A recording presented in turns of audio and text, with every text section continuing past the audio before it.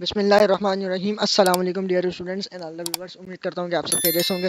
अच्छा, तो आज जो है हमारा फाइनली जो है आज मेरा वन शॉट लेक्चर है, ठीक है, फर्स्ट ईयर का, जिसमें आज मैं आपको पूरी फिजिक्स जो है समझा दूंगा। ठीक है, काफ़ी सारे बोल रहे थे मेरे को कि आप जो है लेक्चर्स अपलोड नहीं कर रहे, तो आज जो है इंशाल्लाह मैंने ये आपके लिए लेक्चर बनाया। मोस्ट इंपॉर्टेंट लेक्चर है, ठीक है। ये लेक्चर देखने के बाद इंशाल्लाह मैं आपको जो है ये गारंटी दे रहा हूँ कि आपके 10 से 15 एमसीक्यूज इजीली जो है ये लेक्चर देखने के बाद सॉल्व हो जाएंगे, ठीक है, अगर आप समझ लेते हो। ठीक है, this is very most important lecture. पूरी फर्स्ट ईयर जो फिजिक्स है, बहुत मोस्ट इंपॉर्टेंट टॉपिक्स जो हैं वो मैंने जो है इसमें लिखे हैं, ठीक है, और जो जो इंपॉर्टेंट की पॉइंट्स है, फार्मूलाज हैं, तो सारे मैंने इस लेक्चर में तैयार किए हैं। ठीक है, तो अगर आप मेरे यूट्यूब चैनल पर न्यू आए तो काइंडली चैनल को लाजमी सब्सक्राइब करें और बेल आइकन पर क्लिक करें ताकि आने वाली हर लेटेस्ट वीडियो आपको मिल सके।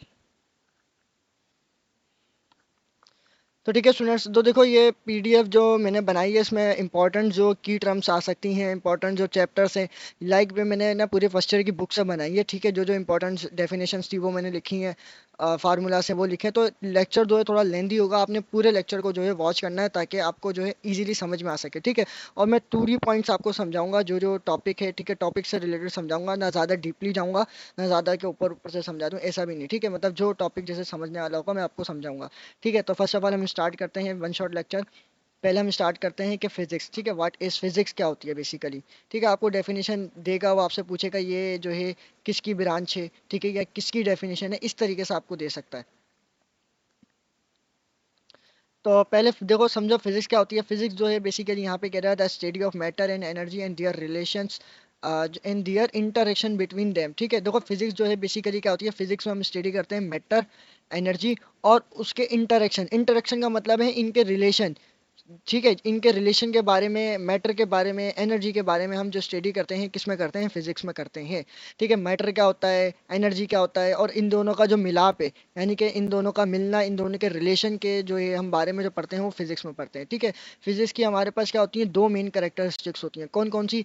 एक होती है मैटर, दूसरी होती है एनर्जी। अब पहले समझते हैं कि मैटर क्या होता है। अच्छा, यहाँ पे एक और चीज़ ये समझो कि हम फिजिक्स में स्टडी कर रहे हैं मैटर, एनर्जी और उनके रिलेशन के बारे में। ठीक है, और केमिस्ट्री में क्या होता है, केमिस्ट्री में हम खाली स्टडी करते हैं मैटर के बारे में। मैटर क्या है, मैटर की प्रॉपर्टीज क्या है, मैटर की जो है स्ट्रक्चर्स क्या है, तो उसके बारे में हम किस में पढ़ते हैं, केमिस्ट्री में पढ़ते हैं। ठीक है स्टूडेंट्स, आप समझते हैं कि मैटर क्या होता है। देखो मैटर वो कह रहा है कि occupied space and has mass is called matter. देखो मैटर बेसिकली क्या है, हर वो चीज जो जगह रखे और वजन घेरे वो हमारे पास क्या कहलाता है, मैटर कहलाता है। ठीक है, हर वो चीज़ जो मतलब जगह भी रखती हो, वजन भी घेरती हो। लाइक सपोज अगर हम एग्जांपल लें तो हम खुद सबसे बड़ी एग्जांपल लें। ठीक है, मतलब हम चीज़ों क्या करते हैं, हम जगह भी रखते हैं, वजन भी घेरते हैं, तो हम भी क्या है, एक मैटर है। ठीक है, मैटर की जो है हमारे पास 4 स्टेट्स होती हैं। ठीक है, यहाँ पे 3 लिखा तो गलती हो गई। यहाँ पे हमारे पास जो मैटर की स्टेट्स होती हैं वो 4 होती हैं। कौन कौन सी? Solid, liquid, gas and photon. ठीक है, देखो बेसिकली जो है ये है कि मैटर के हमारे पास जो मेन जो बताई जाती है ना, मेन जो है 3 स्टेट्स है, सॉलिड, लिक्विड, गैस। लेकिन चौथी स्टेट में भी जो है मैटर पाया जाता है। ठीक है, सॉलिड क्या है, यानी कि जो हमारे पास सख्त हो, ठोस हो, यानी कि आइस ले लो, यानी कि बर्फ। ठीक है, फिर होता है लिक्विड, फिर होता है गैस। ठीक है, अब यहाँ पे ना ये तीनों जो है जो स्टेट है, मतलब सॉलिड लिक्विड में कन्वर्ट हो सकता है, लिक्विड गैस में कन्वर्ट हो सकता है। तो ये प्रोसेस जो है रिवर्सिबल भी है और इरिवर्सिबल भी है। ठीक है, तो ये केमिस्ट्री के पॉइंट ऑफ व्यू से मैं आपको समझा रहा हूँ कि ये जो सॉलिड लिक्विड गैस है ना, सॉलिड लिक्विड में कन्वर्ट हो सकता है, लिक्विड गैस में कन्वर्ट हो सकता है। तो इस तरह ये प्रोसेस उल्टा भी चल सकता है कि गैस जो है लिक्विड में भी कन्वर्ट हो सकती है और सॉलिड में भी कन्वर्ट हो सकती है। ठीक है, अब एनर्जी क्या होती है, देखो बेसिकली एनर्जी क्या है, the ability to do work is called energy. हर वो चीज जिसके अंदर काम करने की सलाहियत मौजूद हो उसे हम क्या बोलते हैं, एनर्जी बोलते हैं। एनर्जी क्या होती है कि हर वो चीज जिसके अंदर काम करने की सलाहियत मौजूद हो। एबिलिटी का मतलब होता है सलाहियत, किसी भी बॉडी के अंदर अगर हम है जैसे, ठीक है, अगर हमारे अंदर काम करने की सलाहियत मौजूद है तो हम क्या, हमारे अंदर एनर्जी है। ठीक है, तो एनर्जी इसे कहा जाता है। एनर्जी क्या आ जाती है हमारे पास, दो मेन टाइप्स। ठीक है, कौन कौन सी? काइनेटिक एनर्जी और पोटेंशियल एनर्जी। लाइक अगर मैं बात करूँ तो हमारे पास जो है बहुत सारी टाइप्स होती हैं, लेकिन मेन जो है हमारे पास 2 टाइप्स होती हैं, किसकी? काइनेटिक एनर्जी की। ठीक है, काइनेटिक एनर्जी की हमारे पास 2 टाइप्स होती हैं, एक कौन कौन से? काइनेटिक एनर्जी, एक पोटेंशियल एनर्जी। अब काइनेटिक एनर्जी जो है हमारे पास उस वो किस में होती है, काइनेटिक एनर्जी जो है हमारे पास वो मोशन में होती है हमेशा। ठीक है, अगर वो आपसे सवाल पूछ ले तो कौन सी ऐसी एनर्जी है जो मोशन में होती है, ठीक है, यानी कि हरकत में होती है, वो हमारे पास होती है काइनेटिक एनर्जी। और पोटेंशियल एनर्जी हमारे पास जो होती है वो रेस्ट में होती है। यहाँ पे मैंने लिखा नहीं, गलती हो गई, खैर ठीक है। तो मैं आपको बता रहा हूँ पोटेंशियल एनर्जी हमेशा रेस्ट में होती है, और काइनेटिक एनर्जी जो है हमारे पास वो किस में होती है, मोशन में होती है। और काइनेटिक एनर्जी का फार्मूला क्या है यहाँ पे, हाफ एम वी स्क्वायर, और पोटेंशियल एनर्जी का फार्मूला है एम जी एच। ठीक है, ये आपसे फार्मूलाज पूछ सकता है, तो आपने ये फार्मूले अच्छे से याद करके रखने हैं। अच्छा, एनर्जी का यूनिट क्या होता है, एनर्जी का जो यूनिट होता है हमारे पास वो होता है जूल। ठीक है, वो आगे हम चलेंगे तो मैं वहां पे आपको दिखाऊंगा, वहां पे मैंने लिख रखा है। अच्छा, अब आ जाते हैं ब्रांचेस ऑफ फिजिक्स के ऊपर। ठीक है, फिजिक्स की कितनी ब्रांचेस होती हैं। तो देखो, फिजिक्स की जो है हमारे पास बेसिकली बहुत सारी ब्रांचेस होती हैं, तो वो मैंने सारे यहाँ पे लिख रखी है। तो अब एक एक करके सबको समझते हैं। देखो, पहला आ जाता है हाइड्रोफिजिक्स। ठीक है, हाइड्रोफिजिक्स में हम किस चीज़ के बारे में करते हैं, हाइड्रोफिजिक्स में हम जो है स्टडी करते हैं वाटर के बारे में। ठीक है, पानी के बारे में जो हम पढ़ते हैं वो हाइड्रोफिजिक्स में पढ़ते हैं। सोलर फिजिक्स में हम स्टडी करते हैं स्टडी ऑफ सन के बारे में। जियो फिजिक्स में हम स्टडी करते हैं अर्थ के बारे में। अब ये देखो, मैंने यहाँ बिल्कुल शॉर्ट शॉर्ट लिख के रखा हुआ है ताकि आपको इजीली समझ में आ सके। ठीक है, आप वो आपसे डेफिनेशन थोड़ी लेंदी करके पूछेगा, लेकिन बात उसकी जो है वही होगी। वो आपसे सिर्फ पूछ लेगा, हाइड्रोफिजिक्स की पूरी डेफिनेशन आपको उठा के दे देगा। तो आपको उसमें पता होगा कि वहाँ पे वो वहाँ पे बोल रहा होगा कि स्टडी ऑफ वाटर। तो स्टडी ऑफ वाटर आप किस में पढ़ते हो, हाइड्रोफिजिक्स में। सोलर फिजिक्स में स्टडी ऑफ सन के बारे में पढ़ते हो, अर्थ के बारे में आप जियो में पढ़ते हो। अच्छा, इलेक्ट्रोफिजिक्स में आप स्टडी करते हो इलेक्ट्रिसिटी के बारे में। एटॉमिक फिजिक्स में आप किसके बारे में स्टडी करते हो, स्टडी ऑफ एटम्स। ठीक है, अगर हम एटम्स के बारे में पढ़ेंगे तो एटॉमिक फिजिक्स कहलाएगी। न्यूक्लियर फिजिक्स में हम स्टडी करते हैं स्टडी ऑफ न्यूक्लियस के बारे में। एस्ट्रोफिजिक्स में हम स्टडी करते हैं स्टडी ऑफ स्पेस के बारे में। सॉलिड लिक्विड में हम स्टडी करते हैं सॉलिड एट रेस्ट, यानी कि कोई भी बॉडी सॉलिड है और वो रुकी हुई हालत में, तो हम उसको स्टडी करते हैं सॉलिड स्टेट फिजिक्स के अंदर। ठीक है, थर्मोडायनेमिक्स क्या होता है, थर्मोडायनेमिक्स फिजिक्स में हम स्टडी करते हैं हीट के बारे में। ठीक है, हीट क्या हो गया, हीट की प्रॉपर्टीज क्या होती हैं, तो ये सब जो चीज़ें हैं इसको स्टडी करते हैं हम थर्मोडायनेमिक्स फिजिक्स में। देन आ जाता है हमारे पास इलेक्ट्रोस्टैटिक्स फिजिक्स। ठीक है, इलेक्ट्रोस्टैटिक्स फिजिक्स में हम स्टडी करते हैं चार्जेस के बारे में, लेकिन वो चार्जेस किस में होंगे, एट रेस्ट, वो रेस्ट में होंगे, यानी कि रुकी हुई हालत में। ठीक है, तो उसमें हम स्टडी करते हैं इलेक्ट्रोफिजिक्स में। अच्छा, इलेक्ट्रोडायनेमिक्स में हम स्टडी करते हैं स्टडी ऑफ चार्जेस। इसमें भी हम स्टडी ऑफ चार्जेस के बारे में स्टडी करेंगे, लेकिन वो किस में होंगे, मूविंग में, यानी कि हरकत में होंगे वो चार्जेस। तो हम उसको किस में पढ़ेंगे, इलेक्ट्रोडायनेमिक्स में पढ़ेंगे। अच्छा, फिर आ जाता है मैकेनिक्स फिजिक्स। ठीक है, मैकेनिक फिजिक्स में हम जो है बेसिकली स्टडी करते हैं मूविंग ऑब्जेक्ट्स। अब यहाँ पे समझने का है। ठीक है, देखो यहाँ पे क्या है कि जो हम मैकेनिक्स में स्टडी करते हैं वो कोई भी ऑब्जेक्ट्स है ना, कोई भी दो ऑब्जेक्ट्स अगर वो मूविंग कर रहे हैं, कोई भी ऑब्जेक्ट हो, कोई एक नहीं है, दो हो, तीन हो, चार हो, कोई सा भी हो, तो वो स्टेट जब वो हरकत कर रहे हैं, ठीक है, तो उनकी हरकत वो कैसे कर रहे हैं, खुद से हरकत कर रहे हैं या हम उन्हें कोई फोर्स लगा के उन्हें मूव करवा रहे हैं। तो हम जो है पहले मैकेनिक्स में स्टडी करते हैं कि बस वो जो बॉडी मूव कर रही है तो उसके मूव करने को हम किस में पढ़ते हैं, मैकेनिक्स में। ठीक है, इसकी भी दो टाइप्स आ जाती है, वही मैंने बात बोली कि वो खुद से मूव कर रहा है या हम उसे मूव करा रहे हैं। तो इसमें भी दो टाइप्स आ जाती है, एक आती है काइनेमेटिक्स मैकेनिक्स, एक आ जाती है डायनेमिक्स मैकेनिक्स। ठीक है, काइनेमेटिक्स मैकेनिक्स में हम जो स्टडी करते हैं किसी भी ऑब्जेक्ट के बारे में, वो जो है विदाउट रेफरेंस ऑफ फोर्स होती है, यानी कि हम उसके ऊपर फोर्स अप्लाई नहीं करते। जैसे कार है, कार के ऊपर आप फोर्स लगाते हो कि वो मूव करे, नहीं ना, वो खुद से चलती है कार। जब उसके अंदर पेट्रोल होगा तो उसे जब चलाओगे तो खुद से चलेगी, हम तो फोर्स नहीं लगाते ना। तो ये क्या आती है, काइनेमेटिक्स मैकेनिक्स। ठीक है, डायनेमिक्स क्या होती है, डायनेमिक्स जो है बेसिकली वो होती है हमारे पास जिस चीज के ऊपर हम फोर्स लगा रहे हो। ठीक है, जिसके ऊपर हम क्या कर रहे हो, फोर्स लगा रहे हो, यानी कि अगर आपकी कार रुक जाती है, पेट्रोल खत्म हो जाता है, तो आप क्या करते हो, आप जो है फिर आप लोग धक्का लगाते हो तो फिर आपकी कार चलती है। तो ये इसको इस जो है इस फिनोमिना को हम कहते हैं कि वो हमारे पास कौन सी ब्रांच में आता है, फिजिक्स की डायनेमिक्स मैकेनिक्स के अंदर आता है।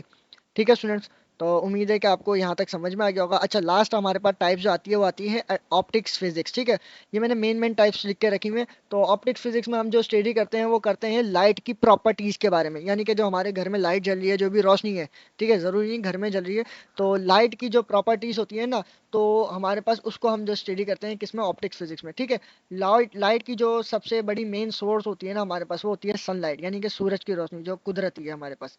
ठीक है, ये भी एक पॉइंट है, ये आप लिख लो अपने नोटबुक में जो जो मैं बताता जा रहा हूँ। तो वो मेन पॉइंट आप लिखते जाना साथ। ठीक है, अब आ जाता है हमारे पास फिजिकल क्वांटिटीज। ठीक है, फिजिकल क्वांटिटीज क्या होती हैं, ठीक है, वो कह रहा है कि those quantities which can measure certain units is called physical quantities. वो कह रहा है कि ऐसी चीजें जिसको हम मेजर कर सकें, ऐसी चीजें जिन्हें हम मेजर कर सकते हैं, वो हमारे पास क्या कहलाती हैं, फिजिकल क्वांटिटीज कहलाती हैं। और उनका जो है एक सर्टेन यूनिट्स भी होता है। लाइक सपोज अगर मैं लेंथ को मेजर कर सकता हूँ, हाँ भाई मैं कर सकता हूँ लेंथ को मेजर।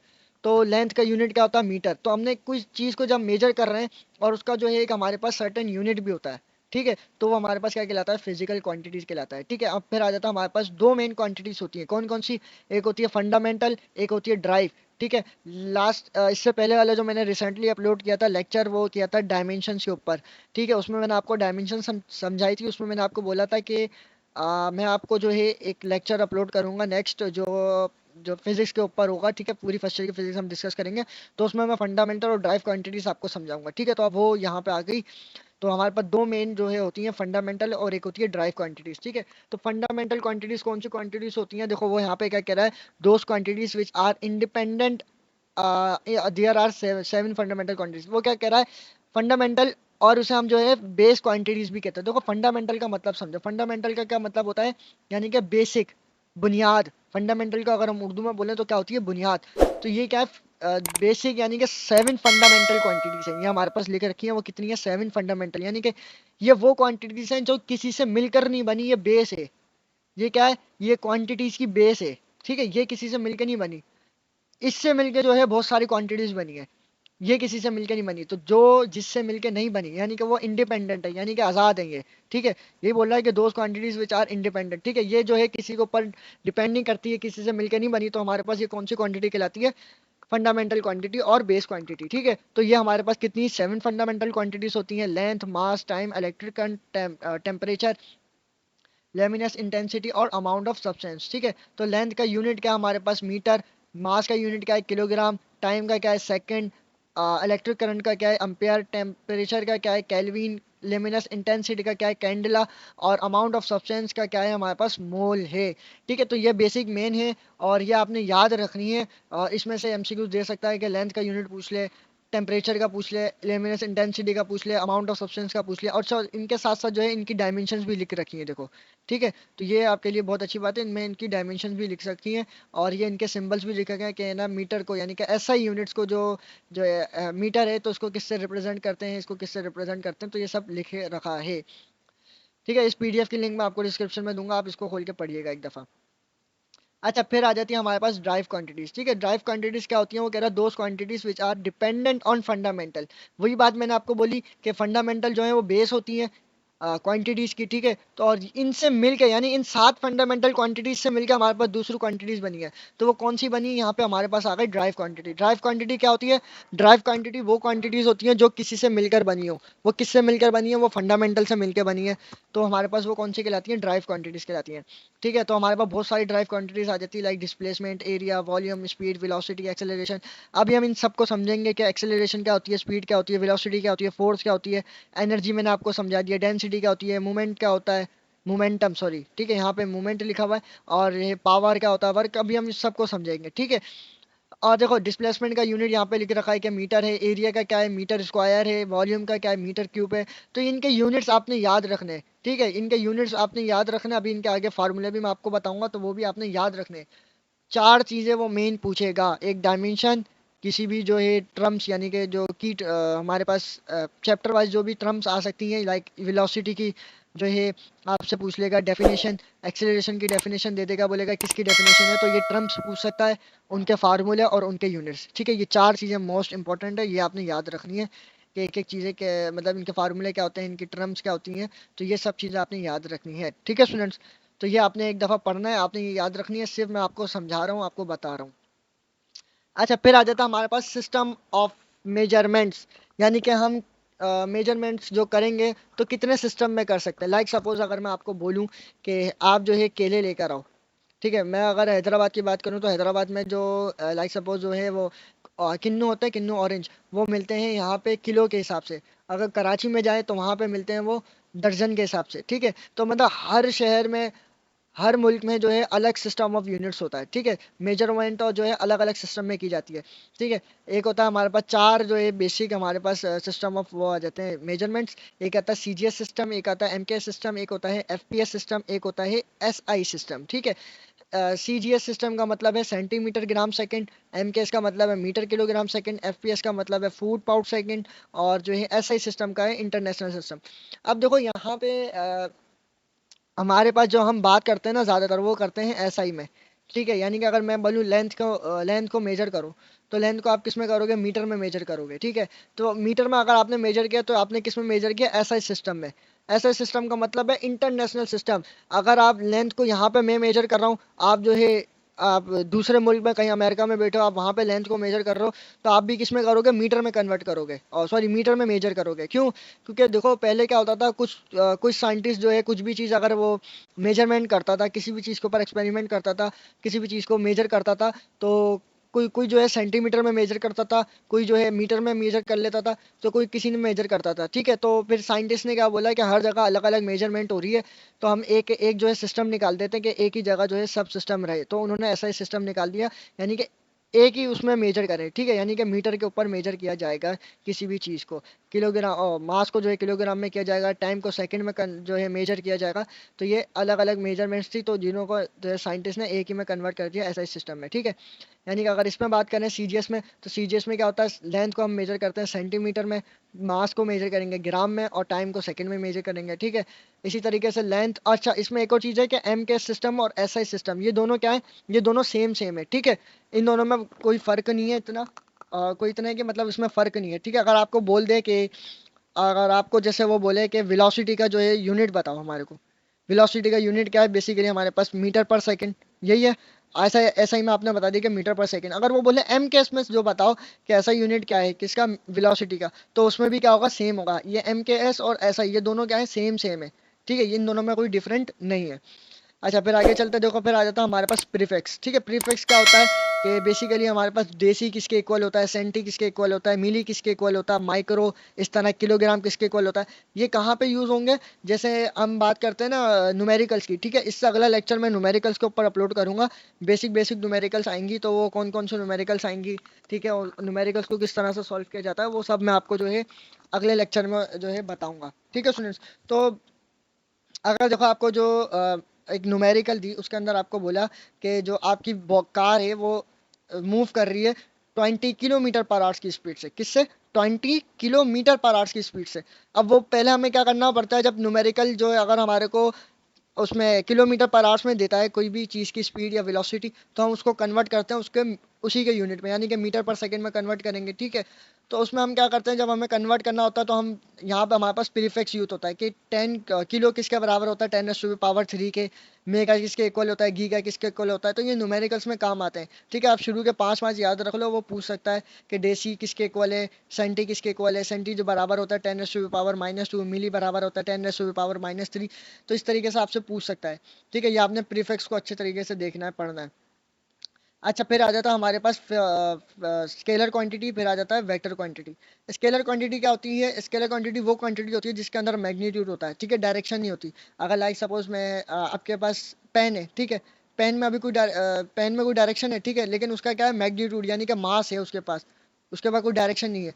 तो ये हमारे पास क्या है, स्केलर क्वांटिटी है। इस तरीके से आपसे जैसे एक्सेलरेशन है, ठीक है, एक्सेलरेशन है या वेलोसिटी है, तो वेलोसिटी में क्या होता है, डायरेक्शन भी होती है और मैग्नीट्यूड भी होता है। तो ये हमारे पास क्या है, वेक्टर क्वांटिटी कहलाती है। दो क्वांटिटीज, ठीक है, जिसके अंदर जो है आपके पास मैग्नीट्यूड हो, डायरेक्शन ना हो, तो वो स्केलर है। जिसके अंदर डायरेक्शन और जो है मैग्नीट्यूड दोनों हो, तो वो वेक्टर क्वांटिटी है। अच्छा, फिर आ जाता है हमारे पास स्केलर प्रोडक्ट और डॉट प्रोडक्ट। ठीक है, स्केलर प्रोडक्ट क्या होता है, डॉट प्रोडक्ट क्या होता है, बेसिकली देखो अगर हम किसी भी दो वेक्टर्स को क्या करें, किसी भी दो वेक्टर्स को अगर मल्टीप्लाई करें और उसका जो आंसर आए वो एक स्केलर क्वांटिटी है। लाइक सपोज अगर इसकी एग्जांपल दूं मैं आपको, वर्क ले लो। वर्क क्या है हमारे पास, वर्क जो हमारे पास फिजिक्स में होता है, वर्क उसका फार्मूला क्या होता है, F.D। ठीक है, F.D उसका फार्मूला होता है ना, अभी आगे आएगा तो मैं अभी आपको समझाऊंगा कि F.D हमारे पास फार्मूला होता है। अगर हम वो दोनों क्या है, वेक्टर्स क्वांटिटी है। ठीक है, अगर फोर्स को डिस्प्लेसमेंट को मल्टीप्लाई करें तो हमारे पास वर्क बन जाता है, तो वो हमारे पास कौन सी स्केलर क्वांटिटी कहलाता है। अब यहाँ पे लिख रखा है कि ए डॉट बी जो है बराबर होगा, यानी कि दो वेक्टर्स का अगर हम डॉट प्रोडक्ट कर रहे हैं तो वो किसके बराबर होगा, ए बी कॉस थीटा के।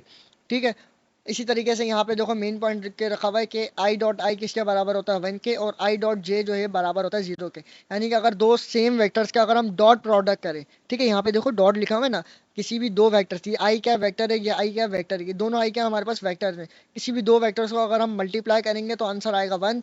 किसी भी अगर दो डिफरेंट वेक्टर्स को मल्टीप्लाई करेंगे, ये तो अभी सेम थे ना, अगर डिफरेंट को मल्टीप्लाई करेंगे तो आंसर मेरे पास क्या आएगा, 0 आ जाएगा। ठीक है, अब आ जाता है वेक्टर प्रोडक्ट और क्रॉस प्रोडक्ट। ठीक है, हमारे पास मल्टीप्लाई की दो निशान होती है ना, दो साइन, एक होती है क्रॉस में यानी कि कटम वाली निशान, और एक जो होता है डॉट को हम डिनोट करते हैं, ये भी क्या मल्टीप्लाई को कहता है, मतलब उसको डिनोट करता है। ठीक है। वेक्टर क्वांटिटी क्या होता है, वो कह रहा है when two vectors are multiply then the result is vector quantity. अब यहाँ पे क्या है, देखो वो कह रहा है अगर किसी भी दो वेक्टर्स को हम क्या कर रहे हैं, मल्टीप्लाई कर रहे हैं, ठीक है, मल्टीप्लाई करने पे उसका आंसर जो है वेक्टर क्वांटिटी आ रहा है, हमारे पास क्या आ रहा है, एक वेक्टर क्वांटिटी, तो उसको हम क्या बोलते हैं, वो हमारे पास कहलाता है वेक्टर प्रोडक्ट कहलाता है, या उसे हम क्रॉस प्रोडक्ट भी बोल सकते हैं। देखो ये मोस्ट इंपॉर्टेंट है, ये आपको इसे डेफिनेशन देगा और आपको पूछ लेगा ये किसी भी दो वेक्टर्स को अगर हम मल्टीप्लाई कर रहे हैं तो उसका आंसर क्या आएगा, तो आपके पास वेक्टर प्रोडक्ट ही आएगा, यानी कि वेक्टर क्वांटिटी आएगी। तो इस तरीके से आपसे पूछ सकता है, ये पूछ सकता है कि I dot sorry I cross I किसके इक्वल होगा, ठीक है, इसको हम बोलेंगे क्रॉस और डिनोट करेंगे यहाँ पे। अब देखो वहां पे क्या हो रहा था कि दो सेम वेक्टर को मल्टीप्लाई कर रहे थे, यानी कि डॉट प्रोडक्ट कर रहे थे तो वन आ रहा था, यहाँ पे अगर मल्टीप्लाई कर रहे हैं, क्रॉस प्रोडक्ट कर रहे हैं तो आंसर क्या आ रहा है, जीरो। और अगर डिफरेंट वेक्टर को मल्टीप्लाई करेंगे तो तीसरा वेक्टर जनरेट होगा। हमारे पास तीन वेक्टर होते हैं ना, आई जे के, तो अगर हम आई को जे से करेंगे तो के आएगा, ठीक है, अगर हम के को जे से करेंगे तो माइनस आई आएगा। तो इस तरीके से ये एक एंटी क्लॉकवाइज मूव करते हैं। बस आपसे सिंपल पूछेगा कि आई क्रॉस आई किसके इक्वल होता है, आई डॉट आई किसके इक्वल होता है, तो ये आपने ये समझना और याद रखना है। अच्छा अब आ जाते हैं हमारे पास मेन की terms, distance, displacement, speed, velocity, acceleration क्या होता है, तो हम अब इसे डिस्कस करते हैं। देखो पहले और दे रहा है डिस्टेंस एंड डिस्प्लेसमेंट, ठीक है, डिस्टेंस और डिस्प्लेसमेंट क्या होता है। देखो यहाँ पे लिखा हुआ है any path between two points is called distance, ठीक है, और उसको हम डिनोट करते हैं ऐसे। देखो डिस्टेंस क्या होता है, बेसिकली हमारे पास होता है फासला, डिस्टेंस का मीन्स होता है फासला, और डिस्प्लेसमेंट का मतलब भी होता है फासला। तब इन दोनों में फ़र्क क्या है, देखो डिस्टेंस में फ़र्क ये है कि डिस्टेंस में हमारे पास डायरेक्शन नहीं होती और डिस्प्लेसमेंट में हमारे पास डायरेक्शन होती है। यानी कि मैं कह रहा हूँ कि आप जो है अपने स्कूल से घर जा रहे हो, ठीक है, यानी कि आपने क्या करा, अपने स्कूल से घर की तरफ जा रहे हो, तो आपको एक डायरेक्शन मालूम है ना, तो आपने ये क्या कवर किया, डिस्प्लेसमेंट कवर किया, ठीक है। और अगर आपको जैसे आपने बोला है कि मुझे स्कूल से घर जाना है लेकिन आपको घर नहीं पता, आपको अपना घर नहीं पता और आप जा रहे हो घूमते फिरते, यानी कि बहुत लंबा रास्ता आपने अख्तियार किया, तो वो आपने क्या किया, डिस्टेंस कवर किया। तो इन दोनों में सिर्फ इतना फर्क है, वो यहाँ पे देखो के भी रहा है डेफिनेशन में, any path between two points is called distance, किसी भी दो पॉइंट्स का अगर आपने जो है वो फासला कवर किया तो हमारे पास क्या कहलाता है, डिस्टेंस कहलाता है, उसको हम डिनोट करते हैं एस से। ये हमारे पास स्केलर क्वांटिटी है, क्यों है, क्योंकि इसमें हमारे को डायरेक्शन मालूम नहीं थी ना डिस्टेंस में, तो तभी ये स्केलर क्वांटिटी है, इसका यूनिट है मीटर, ठीक है, और इसका जो डायमेंशन है वो एल है। इसी तरीके से डिस्प्लेसमेंट क्या है, वो कह रहा है कि शॉर्टर डिस्टेंस, यानी कि आपने छोटा सा फासला कवर किया। अगर आपको आपको आपको मंजिल मालूम होगी, आपको अपना घर मालूम होगा, तो आप यहाँ स्कूल से डायरेक्ट अगर घर जा रहे हो तो आपने छोटा रास्ता इख्तियार किया ना। अगर आप जो है घूमते घुमाते बहुत लंबा रास्ता इख्तियार करके आप घर पहुंचे तो वो आपका क्या कहलाएगा, डिस्टेंस कहलाएगा, ठीक है, वो आपने लंबा रास्ता इख्तियार किया। अब यहाँ पे आपने छोटा सा रास्ता इख्तियार किया, तो आपके पास वो क्या कहलाएगा, डिस्प्लेसमेंट, यानी कि shortest path between two points is called displacement, ठीक है, और उसको हम डिनोट करते हैं ऐसे। एस के ऊपर हमारे पास ये आ जाएगा वेक्टर की साइन, क्योंकि ये हमारे पास वेक्टर क्वांटिटी है देखो, और इसका यूनिट जो होता है हमारे पास वो भी मीटर ही होता है। ठीक है स्टूडेंट्स, तो उम्मीद है कि आपको यहाँ तक बआसानी समझ में आ गया होगा। अब आगे चलते हैं, देखो अब आ जाता है स्पीड एंड वेलोसिटी, ठीक है, स्पीड और वेलोसिटी क्या होते हैं, यहाँ पे लिख रखा है कि स्पीड क्या होता है, वो कह रहा है कि the rate of change of position of a body is called speed. देखो स्पीड और वेलोसिटी का दोनों का मतलब क्या होता है, रफ्तार। क्या मतलब होता है दोनों का, मतलब रफ्तार। तो इन दोनों में फ़र्क क्या है, देखो फ़र्क सिर्फ ये है कि स्पीड देखो हमारे पास एक स्केलर क्वांटिटी है, वेलोसिटी हमारे पास एक वेक्टर क्वांटिटी है, ठीक है। अब इससे ही आपको अंदाज़ा हो गया होगा कि जब इसमें जो है डायरेक्शन नहीं होगी, इसमें डायरेक्शन होगी, ठीक है। आगे इसको समझते हो और डीपली, वो कह रहा the rate of change of position of a body is called speed, या distance covered in per unit time is called speed. यानी कि देखो अगर आपने क्या कर रहे हो, कोई फासला कवर कर रहे हो, आप क्या फासला कवर कर रहे हो तो आपकी कोई ना कोई स्पीड होगी ना। आप कार में ट्रेवल कर रहे हो, ठीक है, आप क्या कर रहे हो, डिस्टेंस कवर कर रहे हो, और आपके डिस्टेंस में क्या हो रहा हो, चेंज आ रहा हो किसी भी टाइम, सॉरी आपके डिस्टेंस में चेंज आ रहा है इन पर यूनिट टाइम से, ठीक है, आपके टाइम के रिस्पेक्ट से अगर आपके डिस्प्लेसमेंट में चेंज आए तो वो हमारे पास क्या कहलाता है, स्पीड कहलाता है। यानी कि आपके सिर्फ डिस्टेंस में चेंज आए तो वो स्पीड है, और आपके अगर डिस्प्लेसमेंट में चेंज आए तो वो क्या है, हमारे पास वेलोसिटी कहलाता है, ठीक है। तो स्पीड का हमारे पास क्या है, वो हमारे पास एक स्केलर क्वांटिटी है और ड्राइव क्वांटिटी भी है, ठीक है, और ये हमारे पास इसको डिनोट करते हैं हम स्मॉल वी से, ठीक है, और इसका ऐसा यूनिट है मीटर पर सेकंड, और इसकी डायमेंशन होगी एल टी माइनस वन। तो इसका फार्मूला क्या है, डिस्टेंस डिवाइडेड बाय टाइम, ठीक है, यहाँ पे आपको दिख रहा होगा डिस्टेंस डिवाइडेड बाय टाइम जो है इसका फार्मूला, यानी कि एस अपॉन टी। तो ये क्या है, स्पीड का फार्मूला। इसी तरह वेलोसिटी है, वेलोसिटी में क्या होता है, हमारे पास डिस्प्लेसमेंट में चेंज आता है। क्या होता है, किसी भी डिस्प्लेसमेंट में चेंज आता है, देखो यहाँ पे ये बोला है ना, rate of displacement is called velocity.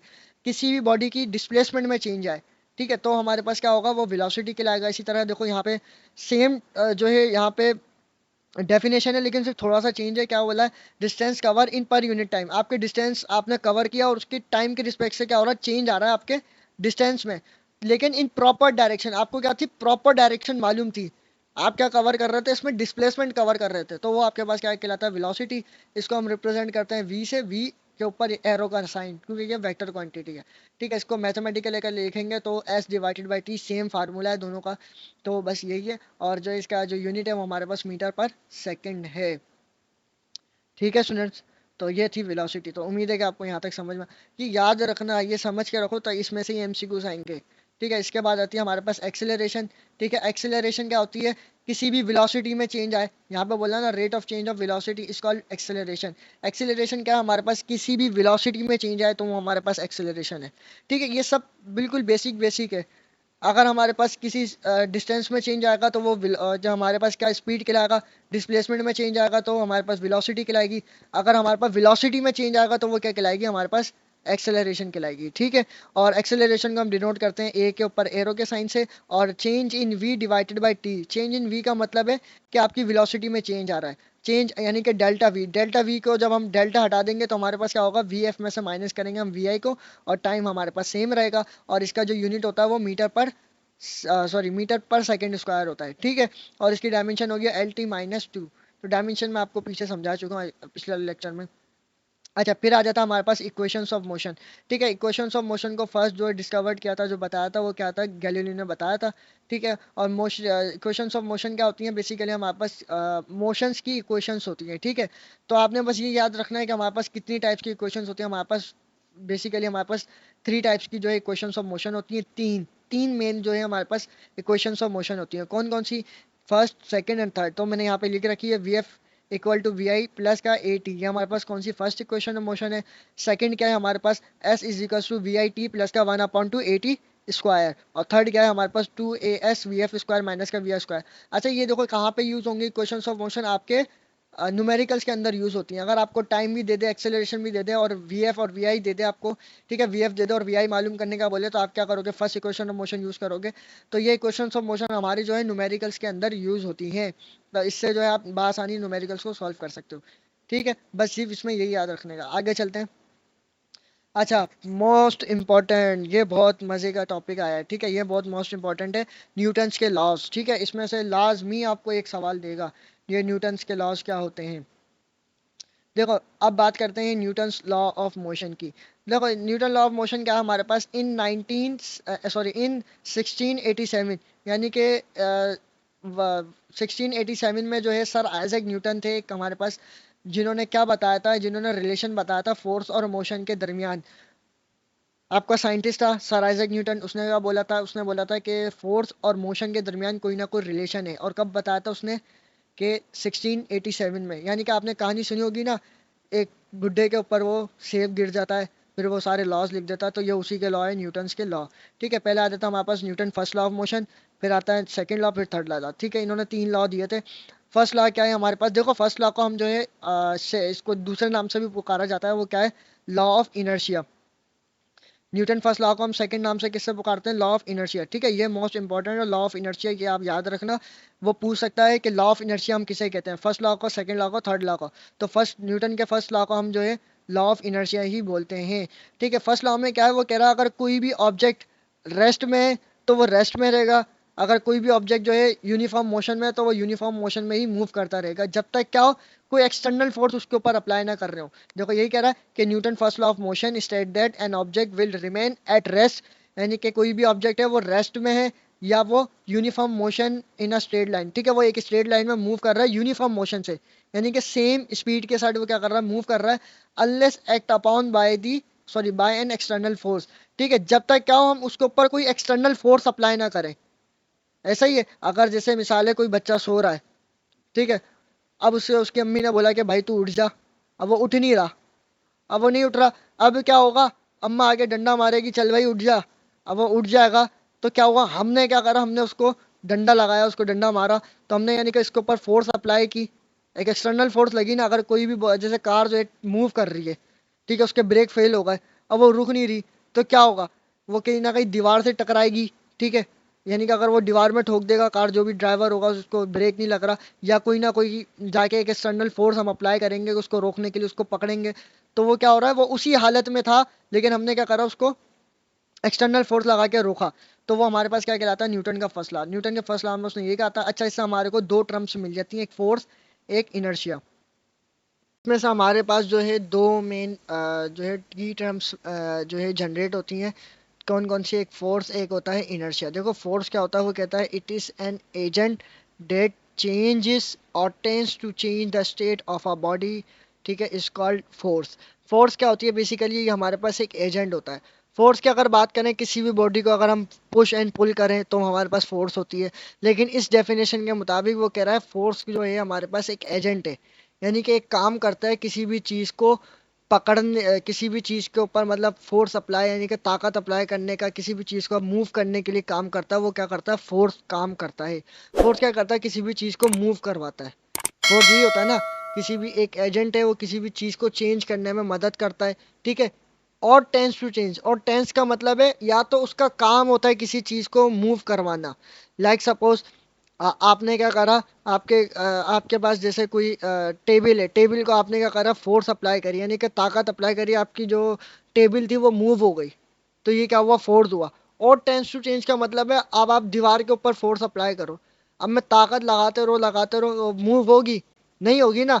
या तो वो यही यहाँ पे बोल रहा है कि या तो उसका काम होता है किसी भी चीज़ को चेंज करना, काम होता है लेकिन चेंज नहीं हो रही, तो तब भी हम उसे क्या कहेंगे, फोर्स कहेंगे, ठीक है। इनर्शिया क्या होता है, इनर्शिया जो है हमारे पास, it is property that maintains और tends to maintain the state of a body, ठीक है। इनर्शिया क्या है, जैसे मैंने आपको एक एग्जांपल दी, अगर कोई भी जिस हालत में होगा ना वो उसी हालत में रहेगा, तो उस हालत में उसको रखने वाली कौन सी चीज़ है, वो है इनर्शिया। मैंने अभी आपको एग्जाम्पल दी, जैसे वो एक बच्चा सो रहा है, ठीक है, वो सो रहा है, तो वो जो सो रहा है तो उसके ऊपर हमने क्या करा था, फोर्स अप्लाई, यानी कि उसको किसी ने उठाया, तो उसको उसी हालत में रखने वाली जो चीज़ थी वो कौन थी, उसको जो हम इनर्शिया कहते हैं, ठीक है। मतलब कोई भी चीज़ जिस स्टेट में पड़ी रही तो वो हमारे पास क्या है, इनर्शिया। अगर कोई जैसे पेन रखा हुआ है तो वो रेस्ट में क्यों है, उसे रेस्ट में रखने वाली कौन सी चीज़ है, तो वो हमारे पास क्या कहलाती है, इनर्शिया कहलाती है, ठीक है। हमारे पास सेकंड लॉ आ जाता है। सेकंड लॉ में जो है हमारे पास एफ इजिकल्स टू एम है। सेकंड लॉ क्या है न्यूटन का, एफ इजिकल्स टू एम है, यानी कि फोर्स जो है हमारे पास, एक्सेलरेशन जो है वो फोर्स की क्या होती है, डायरेक्टली प्रोपोर्शनल होती है और इन्वर्सली प्रोपोर्शनल होती है, किसके, मास के। तो न्यूटन के सेकंड लॉ में यह कहता है, वो कहता है कि अगर हम किसी भी बॉडी के ऊपर फोर्स अप्लाई करें उसके अंदर एक्सेलरेशन जनरेट हो जाती है, तो हमारे पास क्या कहलाता है, न्यूटन का सेकंड लॉ कहलाता है, ठीक है। यहाँ पे फोर्स जो है डायरेक्टली प्रोपोर्शनल होगी एक्सेलरेशन का और इन्वर्सली प्रोपोर्शनल होगी मास के, यानी कि अगर जितनी ज़्यादा आपकी जो है फोर्स होगी उतनी ही ज़्यादा जो है उस बॉडी के अंदर एक्सेलरेशन होगी, और जितना ज़्यादा आपकी एक्सेलरेशन होगी उतना छोटा जो है मास होगा, ठीक है। इन्वर्सली का मतलब होता है कि एक चीज़ बढ़ेगी तो दूसरी चीज़ कम होगी, ठीक है। यहाँ पे हमारे पास एक और डेफिनेशन आ जाती है फोर्स की, कि product of mass and acceleration is called force. अगर हम फोर्स का और मास का जो है प्रोडक्ट करें तो हमारे पास क्या आ जाता है, फोर्स आ जाता है। सॉरी, एक्सेलरेशन और मास का जो है प्रोडक्ट करें तो हमारे पास क्या आ जाता है, फोर्स, ठीक है। तो ये न्यूटन का सेकंड लॉ है। थर्ड लॉ में वो क्या बोलता है, there is an equal but opposite reaction. वो क्या बोल रहा है न्यूटन के सेकंड लॉ, थर्ड लॉ में, वो बोलता है हर बॉडी का मतलब हर चीज का एक्शन का रिएक्शन होता है, ठीक है। यानी कि अगर मिसाल के तौर पर सबसे जो है आसान एग्जांपल जो वो ये है, अगर आप जाके किसी को थप्पड़ मार दो बहुत जोर का, तो सामने वाला आपको प्यार तो करेगा नहीं, ठीक है, वो क्या करेगा, उल्टा रख के आपको भी देगा एक चमाटा जोर का, ठीक है। तो वो यही बोलता है न्यूटन के थर्ड लॉ में कि हर एक्शन का रिएक्शन होता है। लाइक सपोज अगर आप बॉल को दीवार पे मारो, ठीक है, आपने क्या करा, दीवार पे मारा, फिर दीवार से पलट के आपकी तरफ भी आ रही है ना, तो वो क्या है, हर एक्शन का रिएक्शन हो रहा है। तो यही जो है न्यूटन का थर्ड लॉ है कि हर एक्शन का रिएक्शन होता है, ठीक है। अब हमारे पास आ जाती है इंपॉर्टेंट की टर्म्स, ठीक है, इंपॉर्टेंट डेफिनेशंस की टर्म्स की, तो वो क्या क्या होती हैं तो हम उसे डिस्कस कर लेते हैं, ठीक है। तो हमारा लेक्चर एंड की तरफ है। अब समझते हैं कि मोमेंटम क्या होता है। देखो मोमेंटम क्या है, कि product of mass and velocity is called momentum, ठीक है। ये आपको डेफिनेशन दे सकता है यहाँ तक कि product of mass and velocity is called, उसे हम क्या बोलते हैं, मोमेंटम बोलते हैं, वेलोसिटी बोलते हैं, क्या बोलते हैं। तो यहाँ पे ये है कि अगर हम किसी भी दो वेक्टर्स, सॉरी वेलोसिटी और मास का अगर प्रोडक्ट करें, ठीक है, यानी कि किसी भी बॉडी में कोई भी मतलब मास है किसी भी, और उसके अंदर वेलोसिटी मौजूद है, तो वो हमारे पास क्या है, मोमेंटम कहलाता है। ठीक है स्टूडेंट्स, और इसका फार्मूला होता है P=mv। ये हमारे पास जो है इसका ऐसा यूनिट है किलोग्राम मीटर पर सेकंड, और ये हमारे पास एक वेक्टर क्वांटिटी है। फिर आ जाता है हमारे पास वर्क, कि dot product of force and displacement is called work. ठीक है, जो मैंने अभी आपको ऊपर बताया था कि फोर्स जो है हमारा, सॉरी वर्क जो है हमारे पास क्या होता है, एक तो होता है वर्क जो जिंदगी में रियल लाइफ में होता है। ठीक है, ये वर्क है फिजिक्स में। फिजिक्स में क्या होता है, किसी भी बॉडी के ऊपर आप क्या कर रहे हो, फोर्स अप्लाई कर रहे हो। जब फोर्स अप्लाई करोगे तो वो कोई ना कोई डिस्प्लेसमेंट कवर करेगी। ठीक है, यानी कि अगर आप किसी बॉक्स के ऊपर फोर्स अप्लाई करो, फोर्स अप्लाई करी, उसने क्या करा, डिस्प्लेसमेंट कवर करा, तो उसे हम क्या बोलते हैं, वर्क बोलते हैं। तो डॉट प्रोडक्ट ऑफ किसी भी फोर्स और डिस्प्लेसमेंट का अगर हम प्रोडक्ट करें तो हमारे पास क्या करता है, वो वर्क बनाता है, वर्क जनरेट होता है। वर्क का फार्मूला क्या है, W=F.D। ठीक है। अच्छा, इसमें यहाँ पे आगे एक और बात आ जाती है, अगर हम मैं डॉट को हटा दूं तो यहाँ पे क्या हो जाएगा, W=F.D cos थीटा। ठीक है, डॉट हटाते हैं तो हमारे पास cos थीटा आता है, क्रॉस को अगर हटाते हैं तो हमारे पास साइन थीटा आ जाता है। ठीक है, अभी हमने ऊपर पढ़ा था cross product co dot product. इसका ऐसा यूनिट है हमारे पास न्यूटन मीटर, और इसको जो है हमारे पास ये स्केलर क्वांटिटी है। ठीक है, न्यूटन मीटर जो है हमारे पास बेसिकली इक्वल होता है जूल्स के। ठीक है, ये आप याद रखना है कि न्यूटन मीटर जो है वो इक्वल होता है जूल्स के। वर्क का यूनिट जूल है, एनर्जी का यूनिट भी जूल है, दोनों का जो यूनिट है वो सेम सेम है। फिर आ जाता है हमारे पास पावर। पावर क्या होता है, the rate of doing work is called power. आपके जो है वर्क में चेंज आए वो हमारे पास क्या कहलाता है, पावर कहलाता है। ठीक है, पावर का फार्मूला क्या है, वर्क डिवाइडेड बाई टी, और इसका ऐसा यूनिट है जूल पर सेकंड, या इसे हम वाट भी बोलते हैं। ठीक है, पावर का यूनिट क्या है, वाट या जूल पर सेकंड। ठीक है, और ये हमारे पास एक स्केलर क्वांटिटी है। अब इसी तरीके से हमारे पास आ जाता है प्रेशर। ठीक है, प्रेशर क्या होता है, force per unit area is called pressure. ठीक है, अगर किसी भी जो है फोर्स अप्लाई करो, लेकिन उसका एरिया जो है, मतलब ये दोनों क्या होते हैं, एक दूसरे के डायरेक्टली प्रोपोर्शनल होते हैं, तो बस सेम यही है। आपको सिर्फ डेफिनेशन देगा कि force per unit area is called pressure. Pressure का फार्मूला क्या है, P=F/A, और इसका यूनिट है ऐसा यूनिट जो है हमारे पास वो क्या है, न्यूटन पर मीटर स्क्वायर। ठीक है, एफ का यूनिट क्या है, यानी कि फोर्स का यूनिट न्यूटन है, और जो है हमारे पास एरिया का यूनिट है वो मीटर स्क्वायर है। ठीक है, तो ये दोनों हमारे पास किसके इक्वल होता है, अगर इन दोनों का प्रोडक्ट हो, न्यूटन पर मीटर स्क्वायर किसके इक्वल होता है, पास्कल के। ठीक है, तो ये हमारे पास एक स्केलर क्वांटिटी है प्रेशर, तो ये है हमारे पास। ठीक है, तो उम्मीद है आपको समझ में आया होगा। अब जो है हम बात कर लेते हैं यहाँ पे लीनियर और रोटेशनल की। ठीक है, अब देखो ये जो अभी सब हमने पढ़ी है ना की terms, like velocity, acceleration, momentum, work, power. ठीक है, ये जो अभी हम सब पढ़ के आए हैं, अभी अभी जो मैंने आपको पढ़ाया, एक्सेलरेशन, वेलोसिटी, एक्सेलरेशन सब, तो ये हमारे पास क्या थी, लीनियर में थी, यानी कि स्ट्रेट लाइन में मूव करती। अगर वो हमारे पास रोटेशनल में आ जाए, यानी कि एंगुलर वेलोसिटी हो जाए, एंगुलर एक्सेलरेशन हो जाए, जैसे यहाँ पे लिख रखा है, तो ये हमारे पास क्या होती है, एंगुलर में। ठीक है, यहाँ पे भी देखो सेम होगा, लेकिन सिर्फ एक चीज़ का फर्क हो जाएगा कि हम लीनियर में बात कर रहे थे, वहाँ एंगुलर में बात करेंगे। ठीक है, पहले यहाँ पे देख लो कि इसको डिनोट किससे करते हैं, जो हमारे पास यानी कि हमारे पास जैसे हम लीनियर में जो डिस्प्लेसमेंट होता है, यानी कि ठीक है, लीनियर में डिस्प्लेसमेंट को हम शो करते हैं एक्स से, और जो डिस्प्लेसमेंट अगर एंगुलर हो तो हम किसमें, थीटा से शो करते हैं। वेलोसिटी को लीनियर में वी से शो करते हैं, एंगुलर यानी रोटेशनल मोशन में हम किससे शो करेंगे, ओमेगा से। एक्सेलरेशन को ए से, तो रोटेशनल में हम शो करेंगे उसको अल्फा से। ठीक है, इसी तरीके से इक्वेशंस ऑफ मोशन यहाँ पे हमारे पास लीनियर भी लिखी हुई है, और उसको किसमें, रोटेशनल में यानी कि एंगुलर मोमेंटम में भी लिख रखी है। मास, यानी कि मास को हम देखो एम से डिनोट करते हैं लीनियर में, लेकिन उसमें किस में शो करेंगे, जब रोटेशनल में हो, एंगुलर में हो, तो हम किससे लिखेंगे वो उसको, आई से। ठीक है, इसी तरीके से न्यूटन का second law of physics to M है, और यहाँ पे torque is equals to I alpha. अब यहाँ पे देखो फोर्स जो है हमारे पास लीनियर में क्या होती है, एफ, उसको किस में डिनोट करेंगे, रोटेशनल में, ये टॉर्क की साइन से, इसे टॉ बोलते हैं हम इसे। ठीक है, अब यहाँ पे देखो समझ लेते हैं कि एंगुलर में क्या होगा। वेलोसिटी हमारे पास क्या आती है लीनियर में, कि उसके डिस्प्लेसमेंट में चेंज आ रहा है। ठीक है, किसी भी बॉडी के डिस्प्लेसमेंट में चेंज आए वो हमारे पास क्या है, वेलोसिटी। अगर एंगुलर डिस्प्लेसमेंट में चेंज आए तो हमारे पास क्या कहलाएगा, एंगुलर वेलोसिटी। एंगुलर वेलोसिटी में चेंज आए वो हमारे पास क्या है, एंगुलर एक्सेलरेशन। ठीक है, इसी तरीके से फोर्स क्या थी, फोर्स अगर लीनियर ही यूज होगी तो हमारे पास क्या आएगी, फोर्स होगी, सिंपल। अगर एंगुलर किसी बॉडी के ऊपर फोर्स अप्लाई हो रही होगी, ठीक है, रोटेशनल फोर्स अप्लाई हो रही होगी तो उसे हम क्या बोलेंगे, वो हमारे पास टॉर्क है। इसी तरीके से मोमेंटम, हमारे पास मोमेंटम क्या था कि mass and velocity is called momentum. ठीक है, अगर एंगुलर मास और एंगुलर जो है हमारे पास वेलोसिटी का जो प्रोडक्ट होगा तो हमारे पास क्या कहलाएगा, एंगुलर मोमेंटम कहलाएगा। इसी तरीके से अगर एंगुलर जो है फोर्स जो है मल्टीप्लाई करेगी एंगुलर डिस्प्लेसमेंट को तो हमारे पास क्या कहलाएगा, वर्क कहलाएगा। ठीक है, ये सिंपल है सारा, तो इतना कोई मुश्किल नहीं है। सिर्फ बॉडी में वहाँ लीनियर नहीं चेंज आ रहा था, यहाँ पे एंगुलर चेंज आएगा। ठीक है स्टूडेंट्स, तो ये था हमारा वन शॉट लेक्चर फिजिक्स का।